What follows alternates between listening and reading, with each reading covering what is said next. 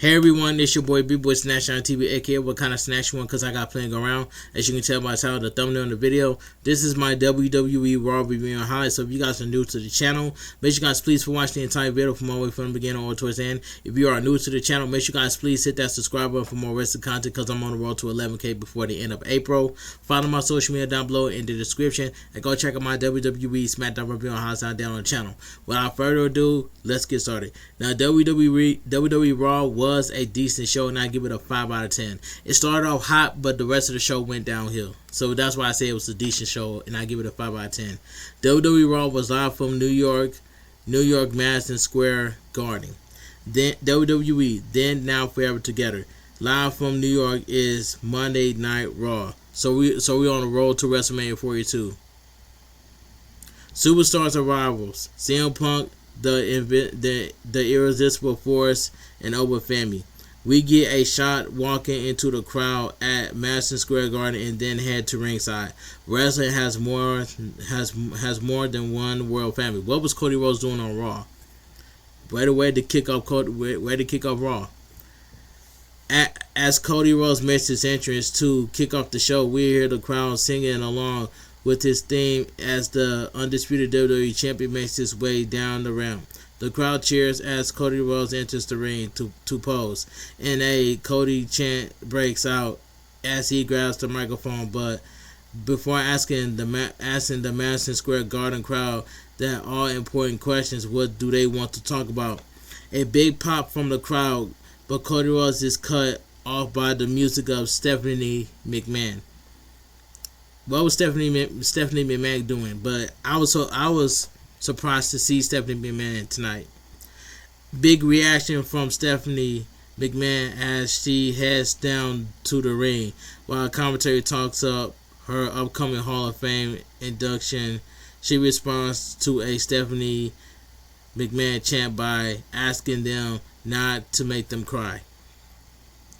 Cody Rhodes says he's surprised to see her here, but Stephanie McMahon says she shouldn't, as her name is Stephanie McMahon, and this is the house her grandfather built. Cody Rhodes asks what she wants to talk about, and she says she wants to talk about Randy Orton. Talk about Randy Orton. Cody Rhodes at WrestleMania 42, but Cody Rhodes might not like what she has to say. She talks about being right over there, referring to a part of Madison Square Garden and hanging out with Andre the Giant. Cody Rhodes and Randy Orton are multi-generational talents and know what it's like to be at the top.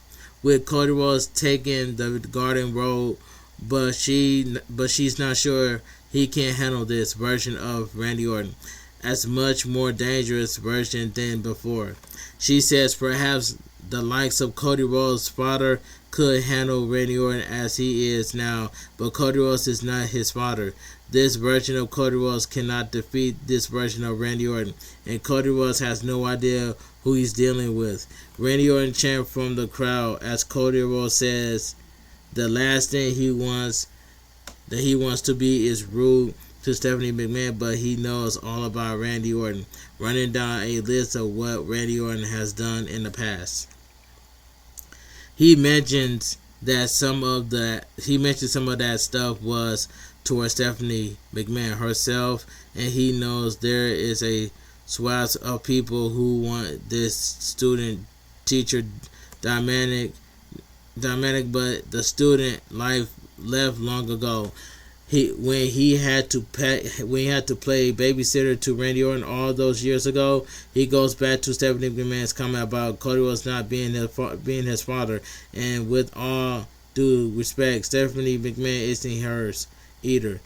This gets a pop of shock from the crowd, which gets louder when Stephanie McMahon slapped the champ across the face. Now, I ain't know what to say about it, but Stephanie McMahon just slapped the taste out of Cody Rhodes. You can hear the impact echoing out through the arena of that slap. But that slap was real. But anyway, let me continue. She runs the champ down, saying she never wanted to see the student out of Cody Rhodes, but the reality is he is not ready for Randy Orton come WrestleMania 42, and it will be the last time Cody Rhodes will be introduced as the undisputed WWE champion. She starts to leave the ring, but she pulls back by Cody Rhodes, who has 2 words for her: "Thank you."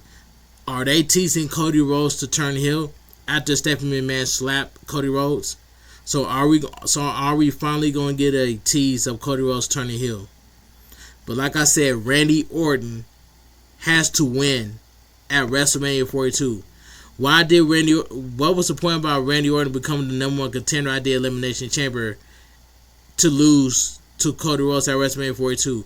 The only thing that part right there don't make sense. The only thing that makes sense is that you need to have Randy Orton win his 15 at WrestleMania 42. If Randy Orton does not win 15 at WrestleMania 42, everybody's going to crash out on social media. So like I said, I got Randy Orton going over Cody Rhodes at WrestleMania 42. Not Cody Rhodes, but Randy Orton needs 15. Remember how John Cena got 17? Give Randy Orton 15. And that's all I gotta say. But this was a good promo by Stephanie McMahon and Cody Rhodes. His music hits as the champ makes his exit and Raw moves on. Backstage, IShowSpeed is looking for Danhausen. Say his name and he appears as Danhausen offers to encourage IShowSpeed to exchange for revenue. Nothing doing on that. But Adam Pearce does have a front row seat for IShowSpeed tonight as he addresses LA Knight being in special guest commentator for the World Tag Team Championship street fight. LA Knight says hello and they walk off, leaving us with Adam Pearce and Danhausen. Adam Pearce is confused about Danhausen not disappearing, eventually just walk off before we head back to ringside. The Usos, with what sound like new music, finally makes their entrance to defend the World Tag Team Championships in a street fight against the Vision. And that match is up next, so we go to commercial break. I got my own mixed opinions what I think about the Usos' new theme song. It is hot garbage. The first theme song that the Usos had, where everybody was yeeting, that was way better than than their new theme song. If it ain't broke, don't fix it. Why would you change the Usos' old song to their new theme song? It does not make sense. When I listened to the Usos' new theme song, it didn't even make sense at all. I like their old theme song way better than their new theme song. Just like how you changed Stephanie McMahon's her old theme song to her new theme song. I like Stephanie McMahon's old theme song way better than her new theme song. So like I said this before, if it ain't broke, don't fix it. Just leave it alone. That's all I gotta say. But I wasn't feeling the Usos' new theme song. I'm not going to yeet to that. Nobody is. So we're going to commercial break. We're here from LA Knight on commentary as the Vision makes their entrance to get this tag title match underway. So we get the WWE World Tag Team Championship street fight. The Usos defense against the Vision, Logan Paul and Austin Theory. This was leaked. That the Vision beat the Usos. This was leaked. I seen this. But this street fight match, I ain't even gonna lie, it was fun for what it was. But the Usos should never have lost the tag team champions to the Vision. Now I know the Usos are going to win back their tag team championships at WrestleMania 42. I can definitely see that. But there is no way that the Usos should never have lost to the Vision, to Logan Paul and Austin Theory. Alright, Logan Paul goes after Jey Uso as Jimmy Uso sends Austin Theory out of the ring. And this allows the Usos to take Logan Paul to the outside, joining his Vision pal. Just as the champs makes a big dive over the ropes to send the challengers to the floor before we go to commercial break.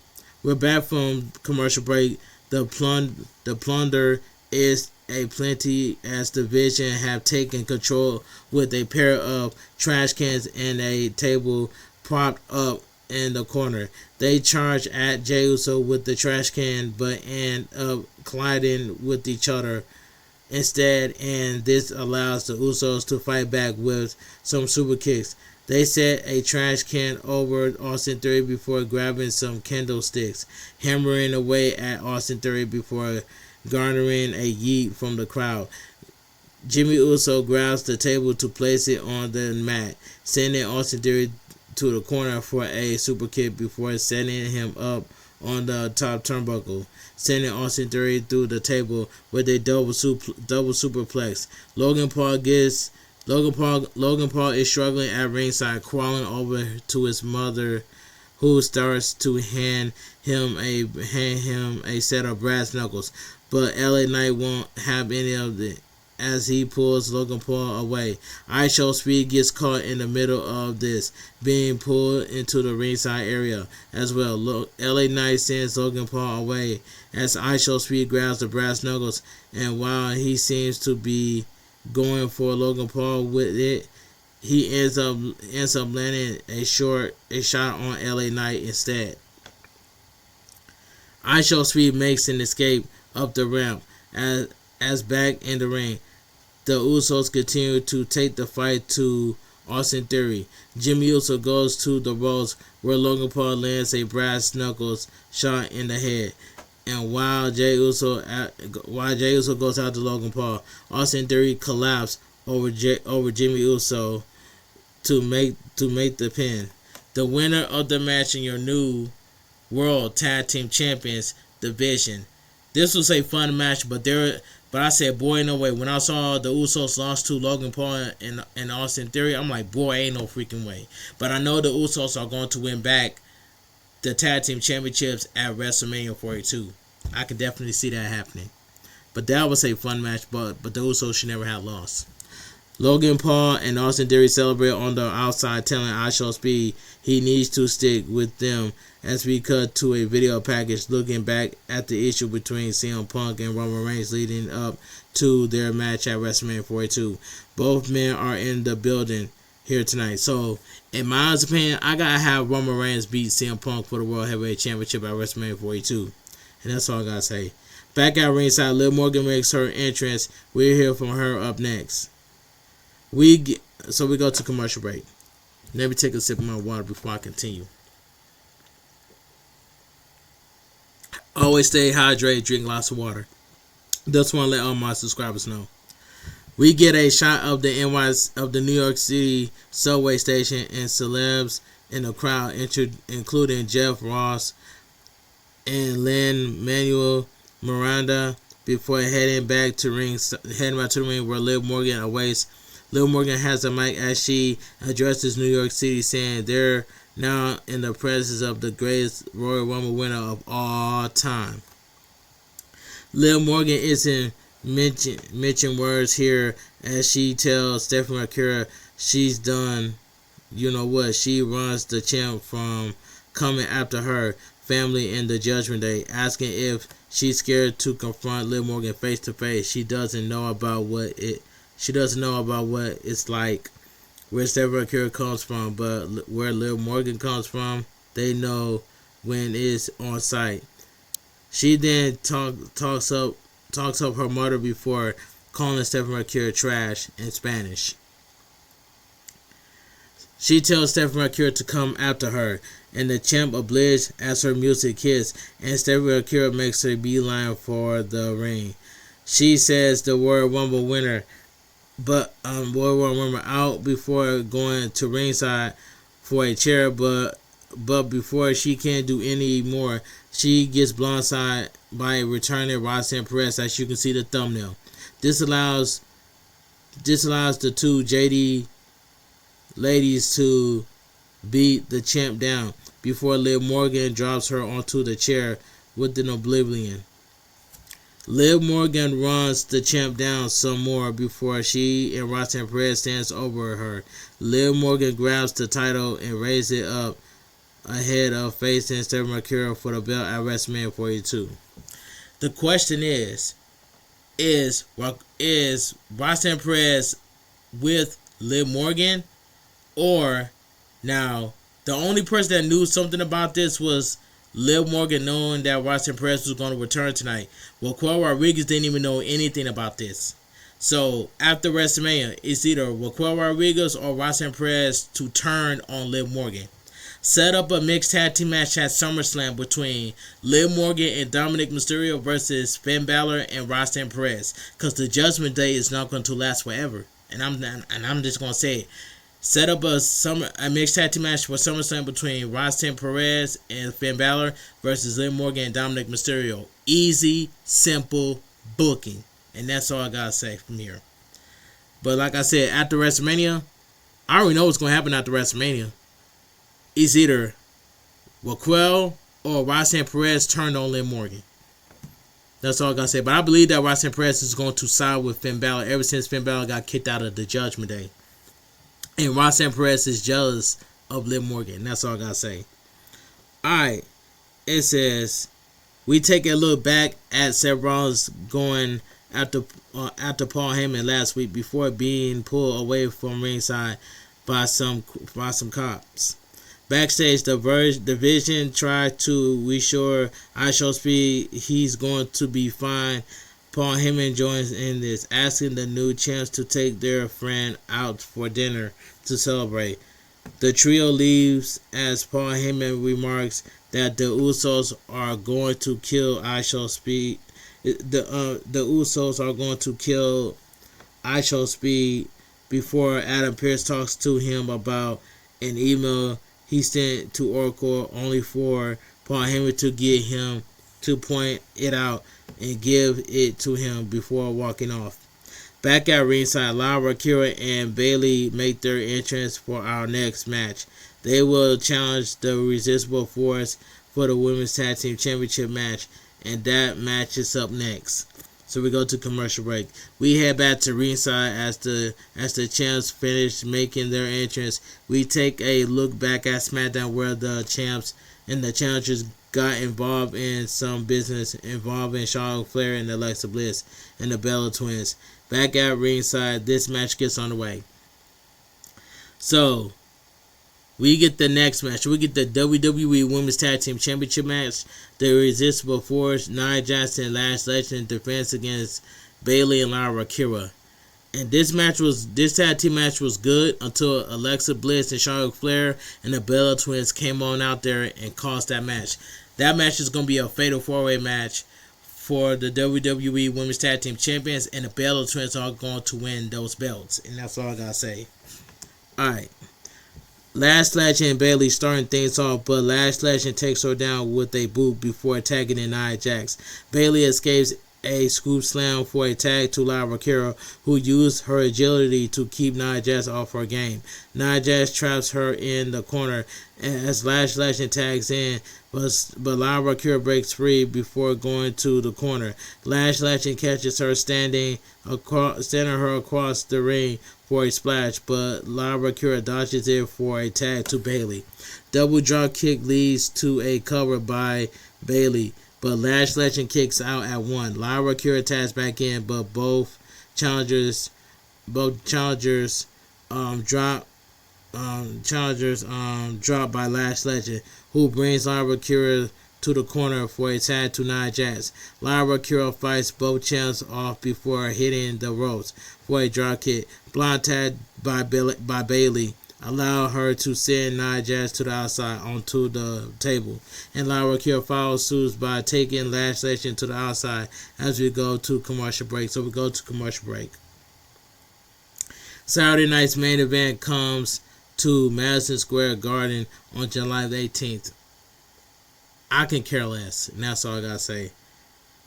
Back in the ring, Lara Kira takes the fight back to Lash Legend with an insecurity before getting a tag to Bayley, who gets a 2 count before Lash Legend fights back with a boot before tagging in Nia Jax. Nia Jax with a leg drop in the cover for a near fall of her own.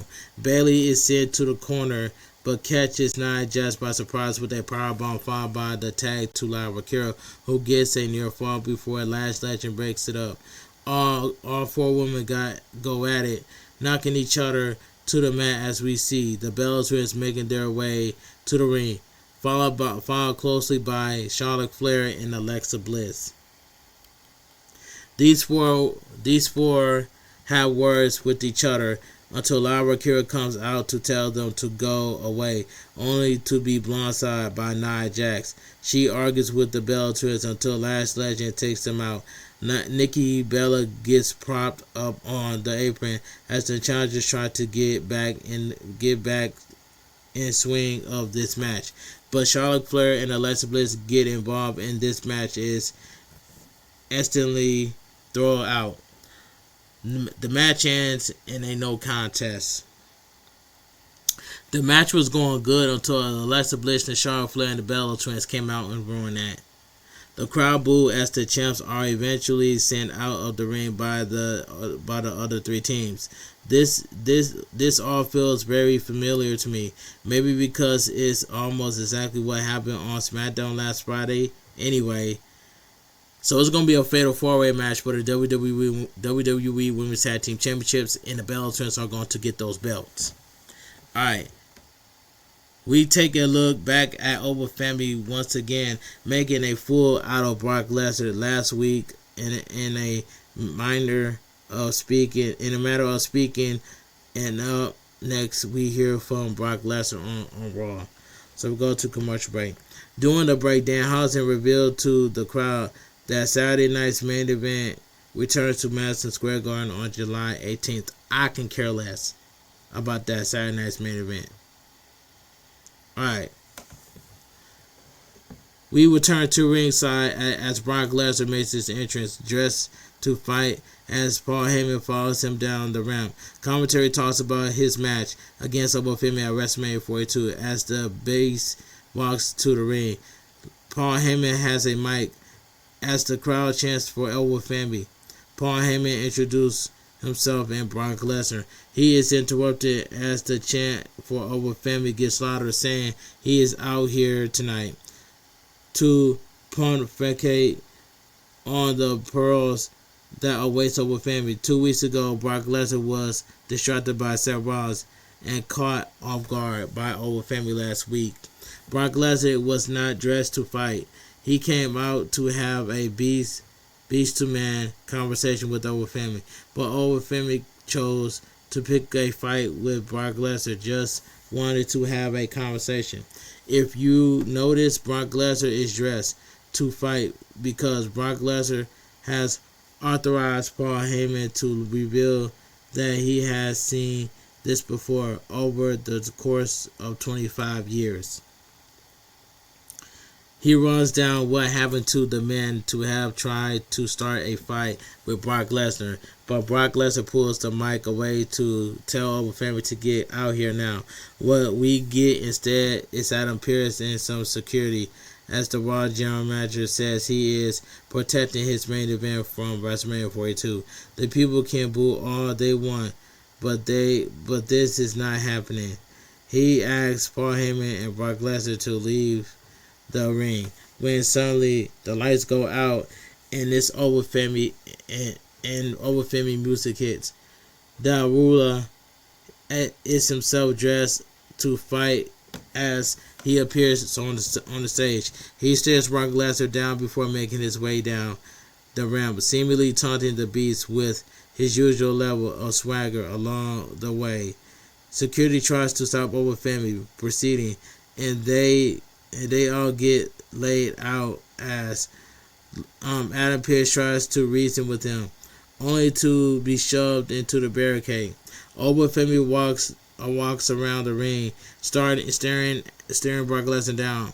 All the while, the crowd are chanting for Over Family. As we can see the mind games at play here with Over Family circling the mat before stepping into the ring.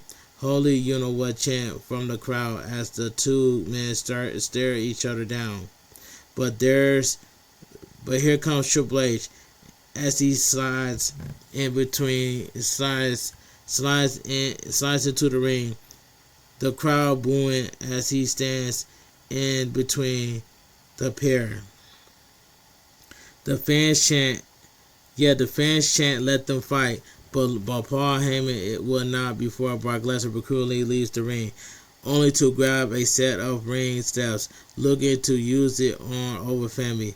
He eventually takes his leave from ringside, but not before taking out one of the security guards with an F5 before retreating off the map. Now I'm so excited for Obafemi versus Brock Lesnar at WrestleMania 42, but Obafemi has to beat Brock Lesnar. Obafemi has to beat Brock Lesnar at WrestleMania 42, and that's facts. Because I was so hyped about this match between Obafemi and Brock Lesnar, and finally getting at WrestleMania 42. We go to a video package looking at Finn Balor's journey away from the Judgment Day as he calls out Dominic Mysterio. Back at ringside, Penta makes his entrance as he gets ready to defend the Intercontinental Championship against Kofi Kingston up next. Okay, so we go to commercial break. Back at ringside, Kofi Kingston has entered the ring as this match gets underway for the Intercontinental Championship. WWE Intercontinental Championship match, Penta defends against Kofi Kingston. Now, this was a good match, but the only thing that got me pissed off is that Kofi Kingston. Now, I understand that Penta is doing an Intercontinental Championship Open Challenge, but here's one thing that pisses me off. You mean to tell me that Kofi Kingston has an Intercontinental Championship match without becoming the number one contender to begin with? That doesn't make sense. You're supposed to have Kofi Kingston become the number one contender for the Intercontinental Championship, not just hand him the Intercontinental Championship title match.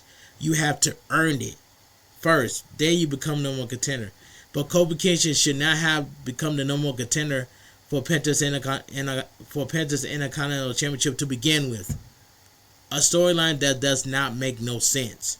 And Kofi Kingston needs to turn on Grayson Waller. And that's all I gotta say. Alright. The two trade offense before Kofi Kingston takes control, keeping the champ down with a DDT 42 count. Penta fights back for a few chops, but Kofi Kingston dodged a corner attack only to be caught by the champ with knees in the face for a near fall. Kofi Kingston breaks free from a Penta driver attempt, but the champ kicks out in the corner before landing a double boot for two, right hand by the champ. But Kofi Kingston lands a springboard dropkick to get back into the ring. We'll get back into it. I'm sorry. Penta fights him off at the ropes, but takes a back body drop onto the apron before Grayson Waller confronts him on the outside. Kofi Kingston intervenes, saying he doesn't need the help as he goes to break. So we go to commercial break. Back from commercial break, Penta lays in a few shots before hitting the ropes for a set of kicks, followed by a sling blade for a good measure. Kofi Kingston back for SOS, but only gets a 2 count for his efforts. Kofi Kingston hits the ropes, landed a kick for another near fall as Penta rolls out of the ring.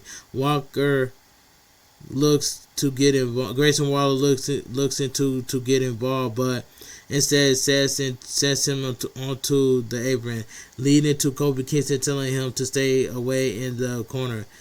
And this leads to Penta fighting back as he sends Kofi Kingston onto the announcer table. Grayson Waller mocks Kofi Kingston about this, but takes a Mexican destroyer to the floor before Penta brings the challenger back to the ring. Kofi Kingston lands the Trouble in Paradise on the champ, but only gets a near fall as Penta fights back, bringing him to the corner for a Mexican destroyer for the win. The winner by pinfall and still your Intercontinental Champion, Penta. This was a good match, but Kofi Kingston should not have become the number one contender to be. You know what I'm saying? Kofi Kingston should not have gotten a title opportunity for the Intercontinental Championship because Kofi Kingston did not become the number one contender for that belt to begin with. And I'm speaking facts, and that's all I gotta say. Alright, let me move on. Penta celebrates the win as we get an interview. The champ is asked what could be in store for him going into WrestleMania 42. And Penta promised paying whoever wants to step up. He says that he spoke with Adam Perez and his title will be hung up high. If you want it, climb and fall, because up there is not your world, but Penta's kingdom. Alright, so we're going to get the ladder match. And that's all I got to say. The champ reveals that his title will be on the line in a ladder match at the biggest show of the year because he is pinned to Seattle Miedo. Big pop from the crowds. We go backstage where Adam Pearce once again confronts Paul Heyman once again about this email. Paul Heyman makes fun of the GM, saying he smells. Yeah, I know before. Promising more of that right now. Paul Heyman walks away, and it seems we hear more from him up next as we go to commercial break. So we go to commercial break. We head back to ringside as Paul Heyman is back to talk with some more. He addresses something about the lights before acknowledging the new World Tag Team Champions in their vision. He tried to give the fans in Madison Square Garden Brock Lesnar versus over Femi, and that wannabe mid-level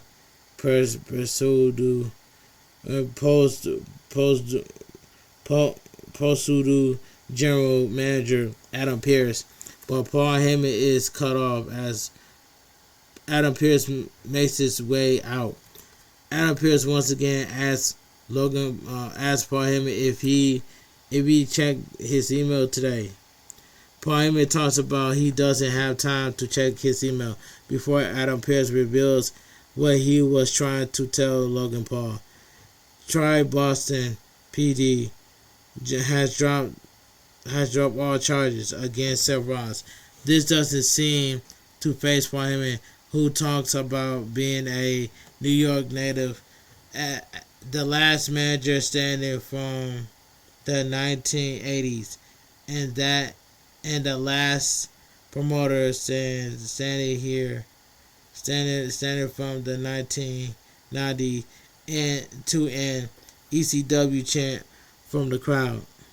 Adam Pearce drops the news to Paul Heyman that Seth Rollins has also been medically cleared to compete. This seems to shake Paul Heyman as the music of Seth Rollins' roles play.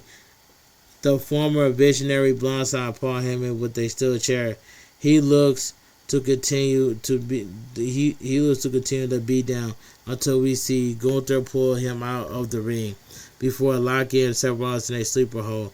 He shouts at Seth Rollins to go to sleep before pointing to WrestleMania sign, letting Seth Rollins know that what he has in store for his future. Gunther's music hits as the ring general walks away before we go to commercial break. Here's my problem. Here's my only issue. Gunther made Goldberg, AJ Styles, and John Cena retire. Why did Gunther attack Seth Rollins for a storyline that does not make sense?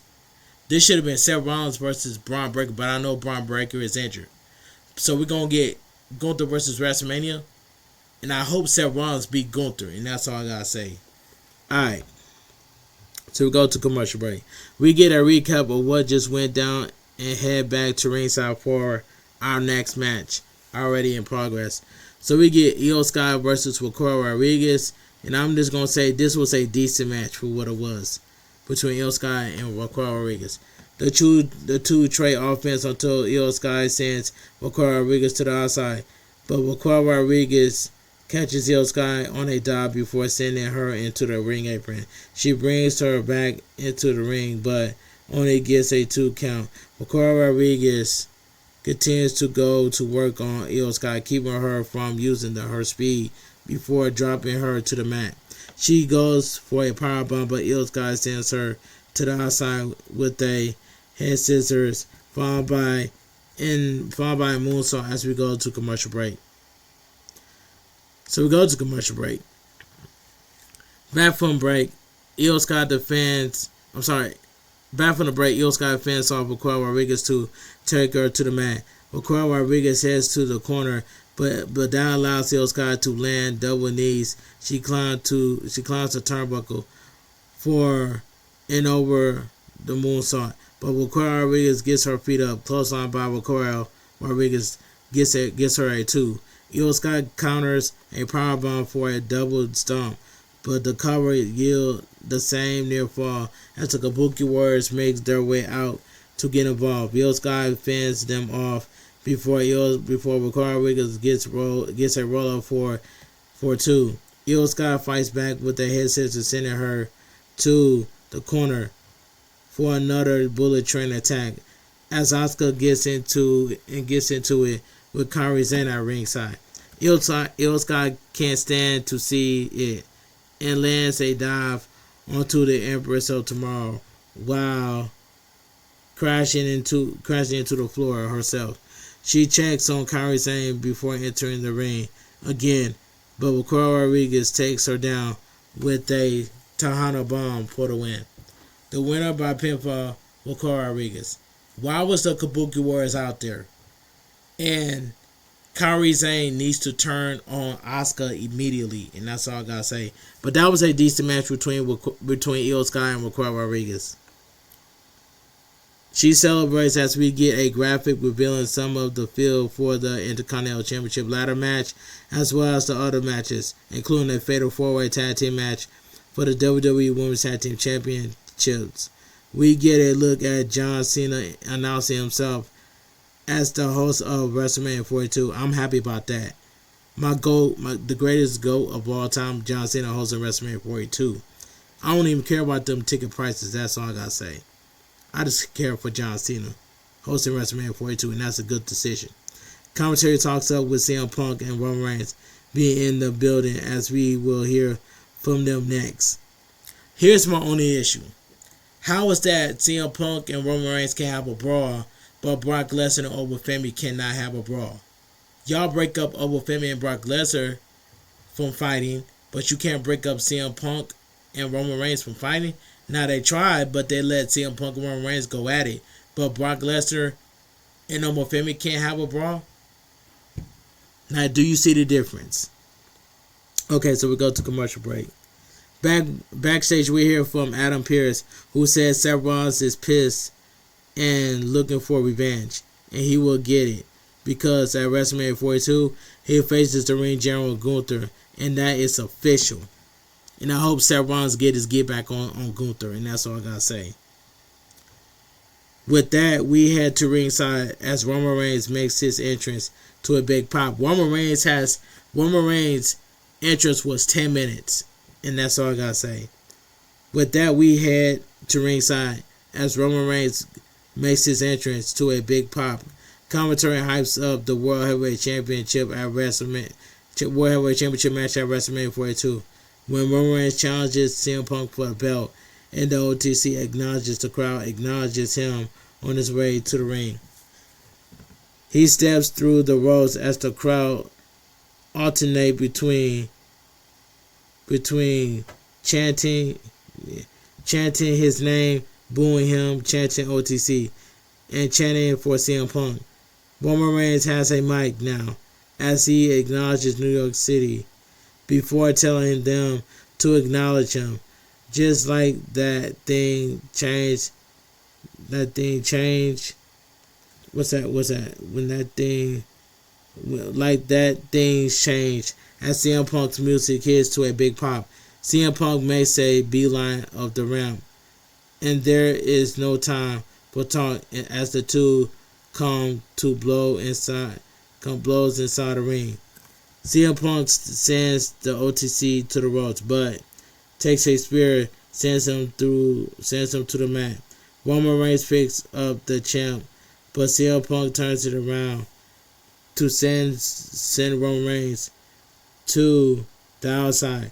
He slams the OTC against the announcer table as the officials come rushing down to break this up. But the two men pay no mind as they go back to trading shots. Adam Pearce gets knocked down by Roman Reigns, who goes for a powerbomb, only for CM Punk to counter out. He looks for a GTS, but Roman Reigns breaks free, dropping one of the officials with a spear before CM Punk catches him with the GTS. CM Punk starts to back away, only to go right back after Roman Reigns for some right hands. CM Punk looks for a powerbomb of his own, sending the OTC on a one-way flight through the announcer table. CM Punk is pleased with this, sitting across leg beside Roman Reigns. He starts mocking Roman Reigns with a chair before landing a few more shots for good measure, walking away to stand tall on the barricade as his music plays. CM Punk is enjoying himself, giving some high fives along the barricade to fans in front row as well comes to a close. So once again, you mean to tell me that CM Punk and Roman Reigns can fight, but Brock Lesnar and Old Family can't? That doesn't make no sense. But I know that that match is going to still to show at WrestleMania 42 between Brock Lesnar and Randy Orton. In my honest opinion, Stephanie Vaquer feud with Liv Morgan is way better than the feud of Rhea Ripley and Jade Cargill. Facts. It's just facts, man. But like I said, after WrestleMania, it's either Roxanne Perez or Vaquer Rodriguez turn on Liv Morgan, because the Judgment Day is not going to last forever. And that's all I got to say. But let me read you guys the quick results. WWE World Tag Team Champions, the Street Fight.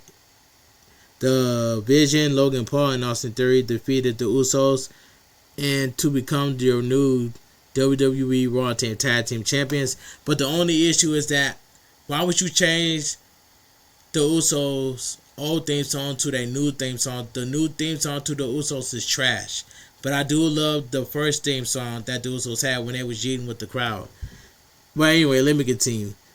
WWE Women's Tag Team Championship match. The Irresistible Force, Nia Jackson, Lash Lashley versus Bayley and Lyra Kira ends in no contest. But they're going to have a fatal 4-way match for the WWE Women's Tag Team Champions, and the Bella Twins is going to win that. Is going to win those belts, and that's all I got to say. WWE Intercontinental Championship match. Penta defeated Kofi Kingston. And here's my issue is this. You hand Kofi Kingston the Intercontinental Championship without becoming the number one contender? That doesn't even make sense. But I understand Penta was having an Intercontinental Championship Open Challenge, but Kofi Kingston should not have Kofi Kingston should never have gotten the WWE Intercontinental Championship to begin with, because Kofi Kingston did not become number one contender. And last week on Friday Night SmackDown, you made Carmelo Hayes drop the United States Championship to Sami Zayn. I was pissed off, but Carmelo Hayes has every right to ask for his rematch. Now don't say nothing. Now I ain't gonna. Now I'm just gonna say this: Trick Williams needs to take the United States Championship off of Sami Zayn, and that's all I gotta say. But Carmelo Hayes better ask for his rematch for the United States Championship, cause how long has Carmelo Hayes been the United States Championship? What's that? 99 days, and you made Carmelo Hayes drop the United States Championship to Sami Zayn. Everybody was pissed off, and that's all I gotta say. But I hope Trick Williams to take the United States Championship off of Sami Zayn. So he's gonna leave Carmelo Hayes without a WrestleMania 42 on the card. That don't make any sense. But that's all I gotta say from here. But anyway, Vaquer Rodriguez defeated Io Sky, and that's all I gotta say. And WWE Raw goes off the air. Alright, let me get my honest opinions when I think about WWE Raw. Now, WWE Raw was a decent show, and I give that show a 5 out of 10. If you guys enjoy my WWE Raw review highlights, make sure you guys please watch the entire video from the beginning all the way towards the end. Make sure you guys, if you're new to the channel, make sure you guys please subscribe to my channel for more wrestling content, because I'm on the road to 11K before the end of April. So make sure you guys follow all my social media down below in the description. And I will see you guys tomorrow for my WWE NXT review and highlights. And that's all I gotta say from here. But Thursday I will stream live on Twitch for some retro gaming, and then Saturday I will go live on Twitch for some Fortnite, and then Sunday and I will run it back on Twitch for some WWE 2K26. And that's all I gotta say from here. But thank you guys so much for taking your time out of your night for watching my WWE Raw review highlights. And that's all I gotta say from here. I really appreciate it. And make sure you, and I will see you guys tonight for my world premiere for my WWE Raw review highlights around 5 o'clock a.m. right here on my YouTube channel. So have a great night. Stay safe and stay positive. Kept your crew, kept your kings, kept your club. Too sweet. I'm out of here. Gang. Mwah. Bang. Too sweet. Gang.